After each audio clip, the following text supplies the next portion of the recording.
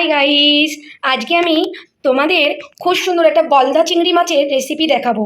দেখো মাছটা পুরো টাটকা। এটাকে কি সুন্দর করে আগে আমি খুব ভালো করে ধুয়ে নেবো, আর কিভাবে ধোবো সেটাও আমি তোমাদের দেখাবো। আমার ভিডিওর যদি খুব ভালো লাগে একটা সাবস্ক্রাইব করে দিও, আর আমার ভিডিওটাকে খুব করে শেয়ার করে দিও। বাকি ভিডিও আমি তোমাদের পরে দেখাচ্ছি। দেখো চিংড়ি মাছটাকে আমি খুব সুন্দর করে ধুয়েছি। কেন চিংড়ি মাছ ভালো করে না ধুলে পরিষ্কার হবে না। এর ভেতরে দেখো পুরো পরিষ্কার হয়ে গেছে। খুব সুন্দর করে অনেকবার করে ধুতে হয়েছে আমাকে মাছটা। এবার আমি কিছুটা ঠান্ডা জল আর গরম জল, হালকা উস্কো গরম জল দিয়ে আমি ঠান্ডা জল দিয়ে মিক্স করে চিংড়ি মাছটাকে ধুয়ে নেবো। এটাকে আমি গরম জলটা এর উপরে ঢেলে দিচ্ছি। এটা ভালো করে ধুয়ে নিলে এই খোলাটা তো আর ছাড়ানো যাবে না, এটাকে পরিষ্কার করে ধুয়ে নিতে হবে ঠান্ডা জলের সাথে মিক্স করে। দিয়ে মাছটা খুব সুন্দর পরিষ্কার হয়ে যাবে।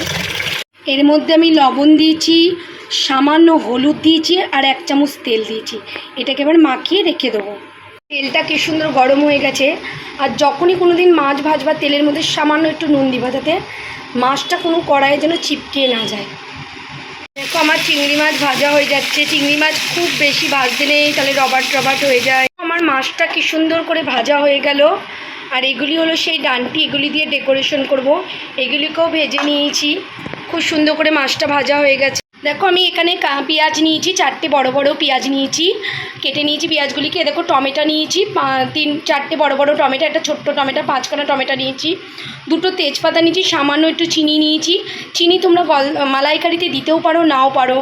জিরে দিয়েছি, আর লাল লঙ্কা বাটা আছে 2 চামচ, আর আদা রসুন বাটা আছে 2 চামচ।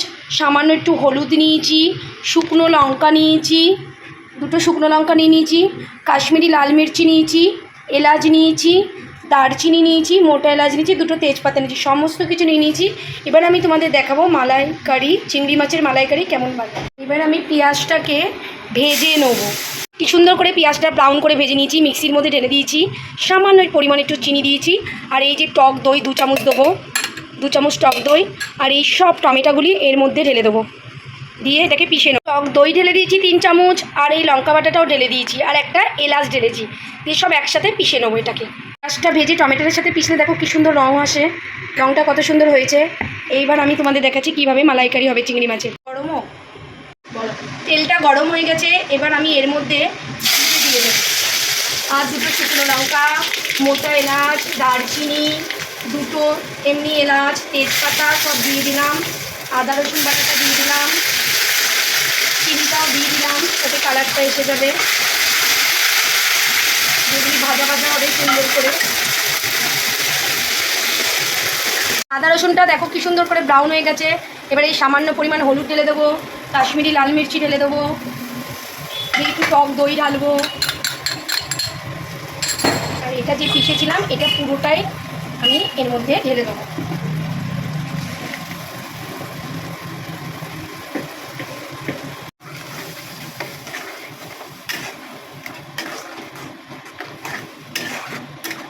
মাছের মধ্যে যেন অবশ্যই করে ফুটান্ত গরম জল ঢালবা, তবে না তো টেস্ট হবে, আর ঠান্ডা জল ঢাললে একদম টেস্ট হবে না। এবার এটাকে তুলে দিলাম। দেখো কি সুন্দর মশলা দিয়ে তেল বেরাচ্ছে, মশলা তার মানে কষে যাচ্ছে। আর একটু কষবে মশলাটা, নয়তো টমেটোর গন্ধ বেরাবে, কাঁচা মশলার গন্ধ বেরাবে। নুন কম হয়ে দিলাম।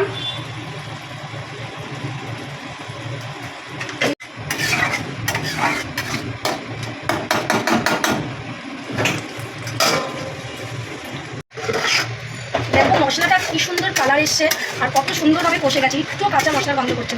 এবার আমি এর মধ্যে মাছ দেবো।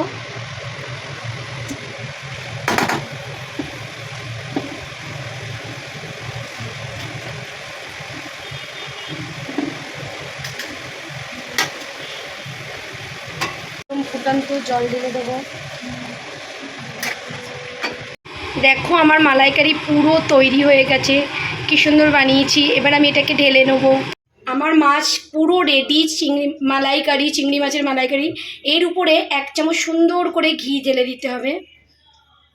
এই যে আমি ঘিটা ঢেলে দিলাম। দই ফেটে নিয়েছি, টক দইটার উপরে দিয়ে দেবো, আর এই কাটিগুলির উপরে ফেলে দেবো একটু একটু করে। আমি ফুল ক্রিম দিই না, ক্রিমটা সব ভালো না, টক দই ফেটে দিয়ে সাজালেই সুন্দর লাগে। এবার আমি সুন্দর করে ডেকোরেশন করে দিচ্ছি। পেঁয়াজ দিয়ে সুন্দর করে